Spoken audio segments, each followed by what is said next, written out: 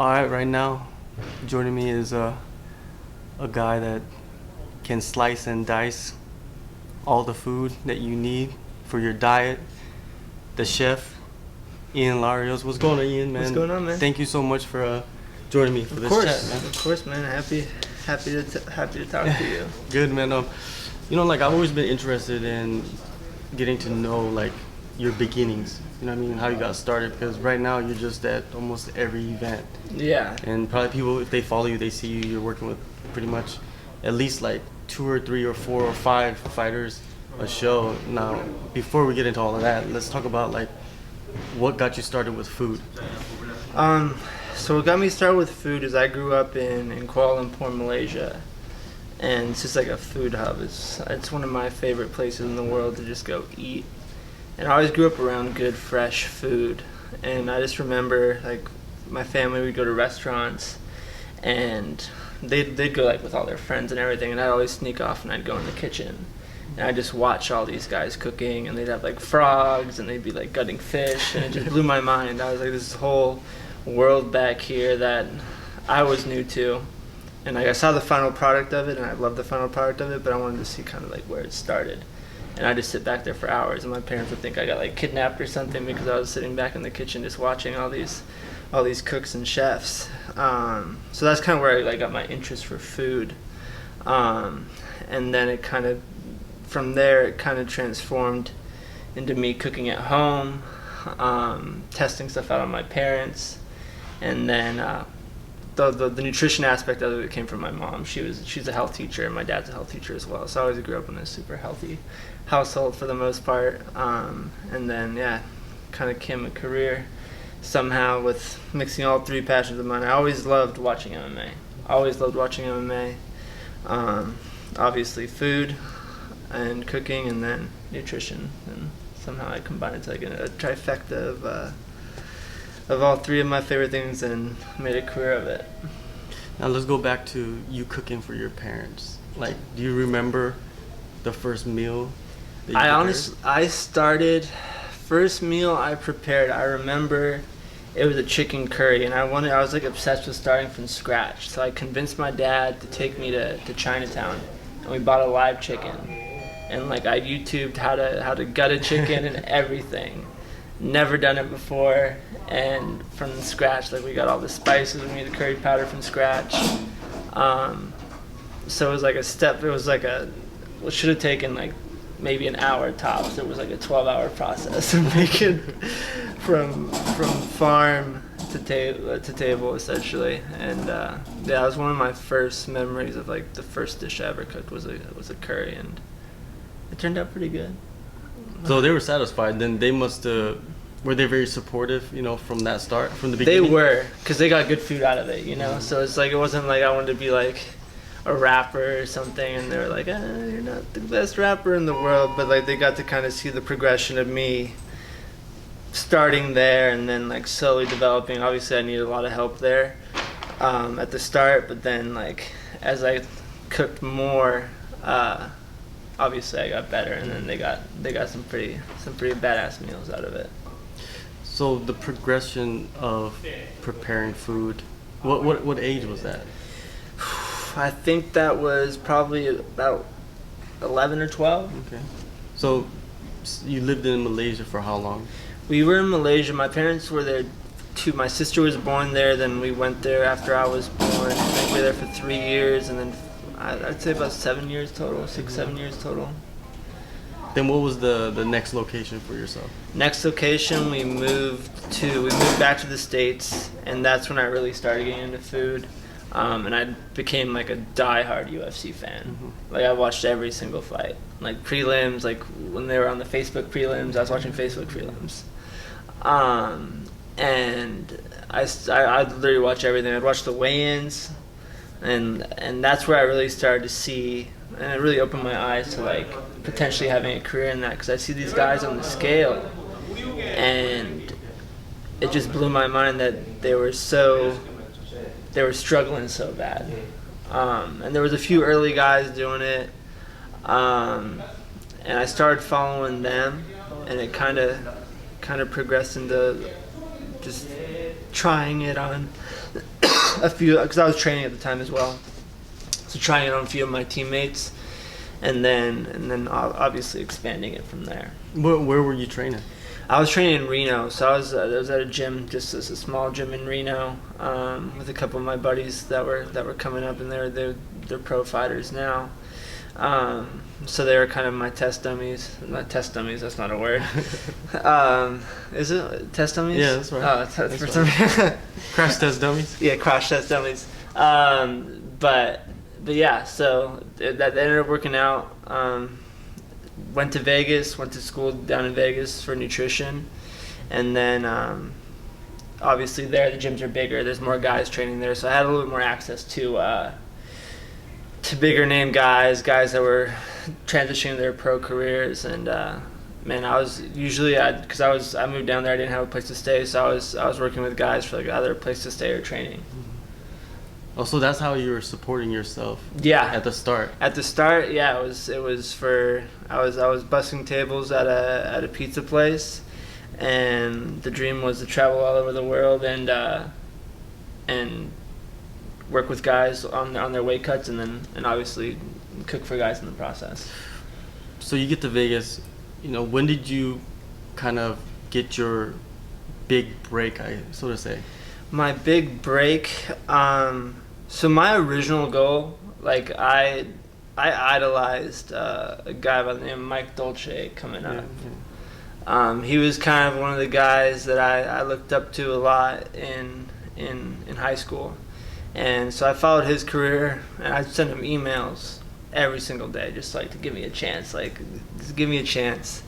And there was this other guy I followed, named Eric Chaligi. I worked for him for a little while. He was working with guys like Anthony Pettis and stuff like that.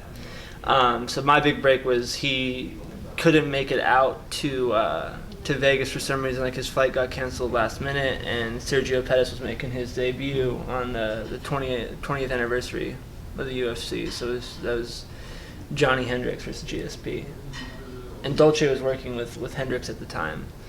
And he just ignored my emails. And then so Sergio, we were both 20 years old at the time, 20th anniversary show. He's making his debut at 20 years old. I'm making technically my debut working with UFC fighters, 20 years old. And it was just crazy because it was such a big card. Like I watched GSP since I was a kid, and seeing him fight for a world title and being back there with Sergio is like, I thought that was like I made it. Like in my head, like that was like the peak of it all. So I'd say that was kind of like the first real start of it, and then it kind of snowballed a little bit from there. But that was 6 years ago now. So you're still working with Sergio? Still working with Sergio. Still working with Sergio. He's one of my best friends. We've developed, ever since that day, we talk a couple times a week, and he's transitioning to his Bellator career now. And that's the thing. A lot of these guys I have personal relationships with. So it's a very different career, because not only am I part of the process that really no one sees and is kind of left in the dark, but I'm kind of the guy that spends the most time with him too. I do, like with Daniel Cormier, I lived with him for 9 weeks straight, and like I drive to practice with him, I train with him every day. So I really get to know who he is, and obviously he gets to really see who I am in those long 9 weeks of putting up with DC. But yeah, this is everything that I could have ever imagined. It's been 6 years of lots of ups and downs, but these past 2 years, ever since I started working for George, George Lockhart, have been crazy, because I've probably been home maybe 3 months in the past 2 years. So I've been living out of my backpack and hotel rooms, which you probably know about too. Yeah. But I guess it's the price we have to pay to be part of something like this. Yeah, we were talking about this earlier about how MMA is still the Wild West, like, for sure. A lot of people are scratching and clawing to get into the position that they want to get into in this sport. and you're one of those guys, you know. Yeah. Like you're still grinding, you know. If people can see you online and they can see you with DC and they can see you with Sergio, and they look at it as kind of somewhat glamorous. It's not at all. It's not, and that's what I try to explain to people all the time. It's like it's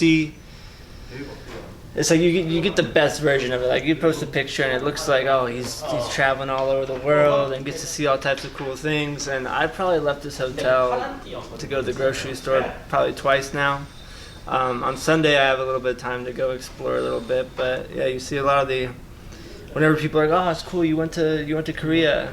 I'm like, there's a hotel in Korea that I went to, and I ventured outside the hotel a little bit, but it's definitely,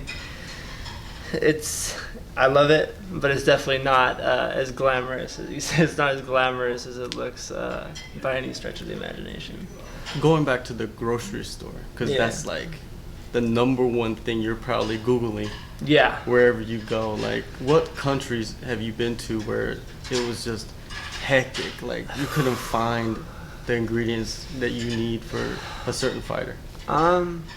Brazil was difficult, but then the cool thing is, like, through training, and especially in Brazil, I've always met people that can help me out when I get there. You know, the cool thing about traveling to all these places and meeting all these different people, and there's usually someone that knows someone that's from there. And I can't, every country I've been to, most of the time they have someone that's like on the ground that I could reach out to, and they can kind of help be my translator, help point me in the right direction. But I'd have to say the toughest, Myanmar was tough. There wasn't too much there. I heard that Myanmar is very tough. Yeah, and like the power kept going off at the hotel, and we were staying at like a 5-star hotel, so it was like that's probably like the best it gets. And it was cutting out probably every 2 hours, and then everywhere else hasn't been too bad. I do my research before I go there. China, it's a little iffy. Luckily in Shenzhen I found like a super nice grocery store where we could get like organic proteins and stuff like that. But yeah, it takes definitely doing a little bit of research before I get there. And that also comes from just getting to a place and like kind of being screwed and having to like pick shit up on the fly. I bring a lot of stuff with me though. So I'm usually prepared for the worst case scenario, just in case I can find certain things that I need.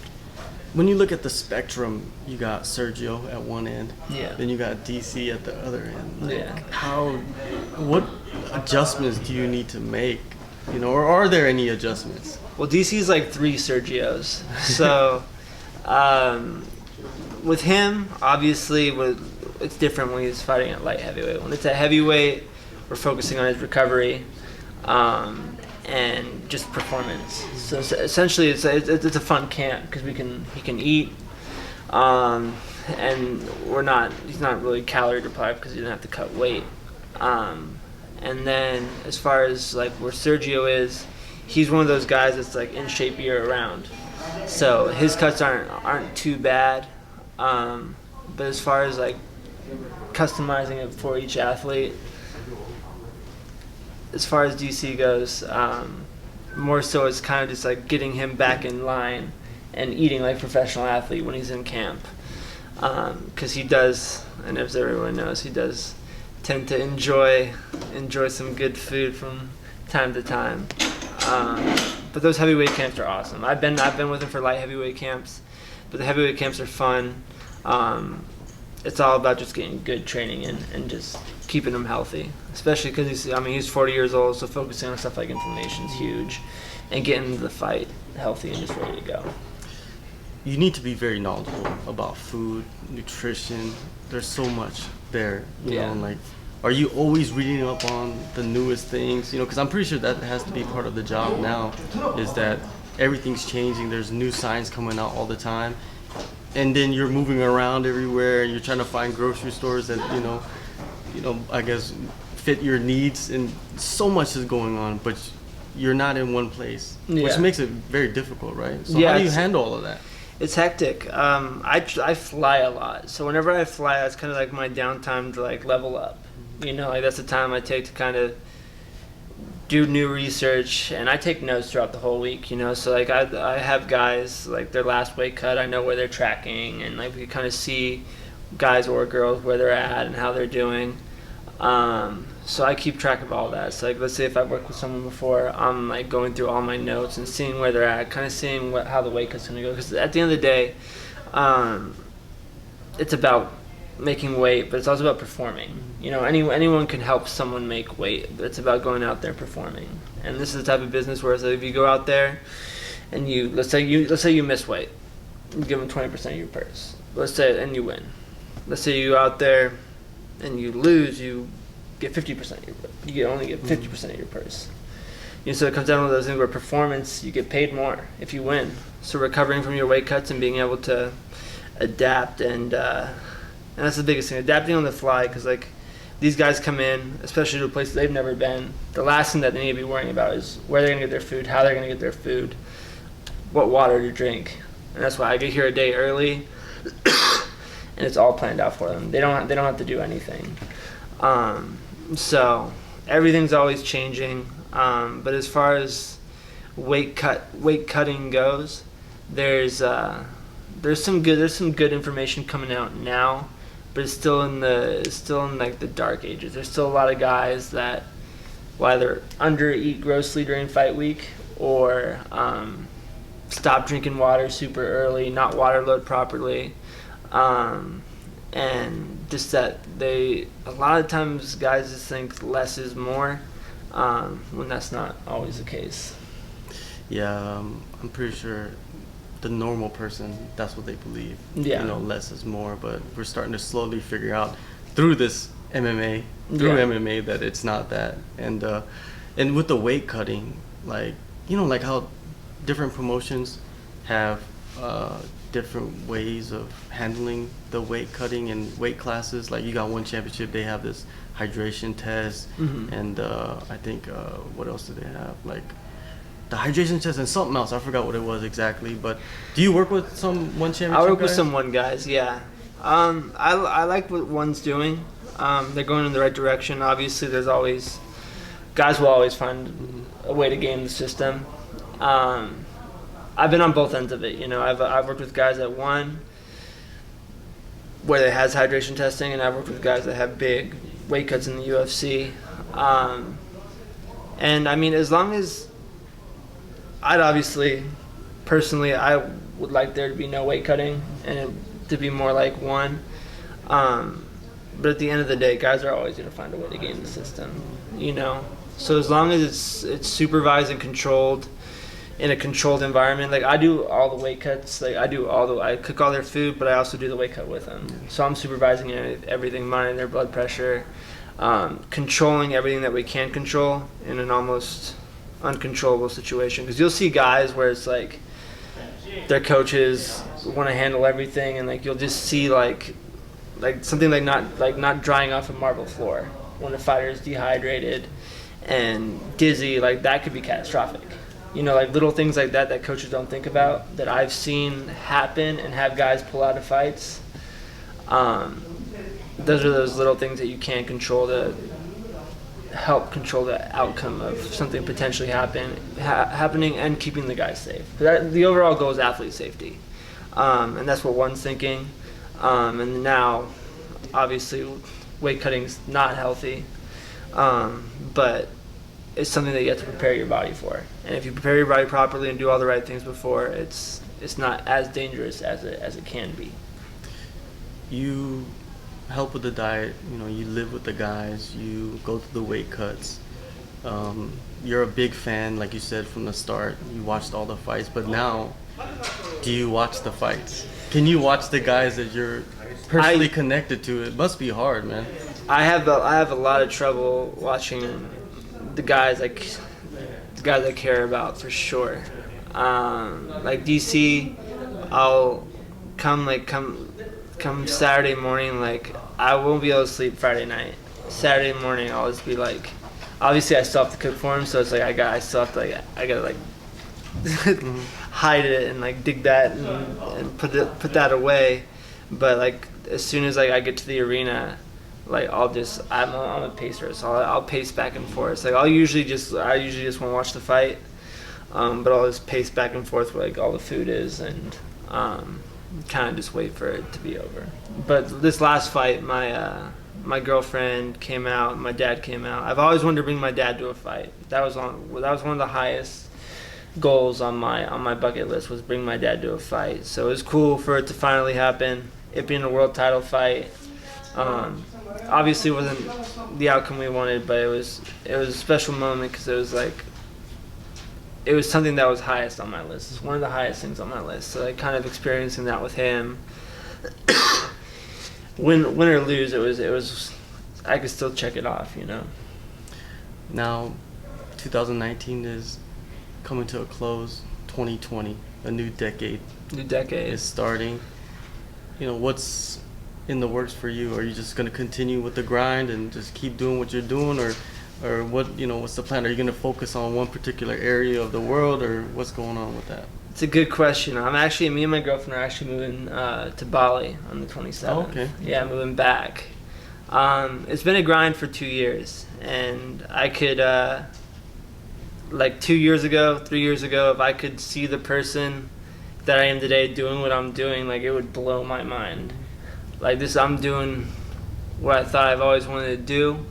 But after these 2 years, I'm gonna take my foot off the gas a little bit. We're moving to Bali. I'm in a super serious relationship now, so moving to Bali. I'm obviously still gonna work with fighters, but I'm probably just not gonna do the North America cards. Probably just focus on like the Europe cards, Asia, and then general population as well. I want to be able to help as many people as possible. And it's awesome to be able to travel all over the world and work with fighters, but my favorite place in the world is Bali, and to be able to bring my favorite person in the world there and kind of start our lives there and settle down a little bit, because it's been crazy 2 years. I've probably been home maybe 3 months in the past 2 years, and it's been like sporadic. It's like I came here from Vegas. I went home. I got home at 11:30 at night on Friday, and then I flew out at 12 o'clock in the afternoon on Saturday morning. Damn. So I didn't even unpack my stuff. We just got a hotel room by the airport. I didn't even want to go. I didn't even want to go back home. I was like, let's get a hotel room by the airport.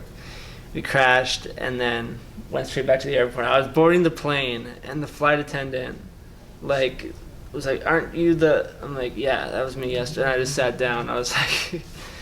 This is a long story. It's hard to explain, but it blew his mind because he was on the same flight coming in and then was going back to Salt Lake City on the same flight I was going back out on too.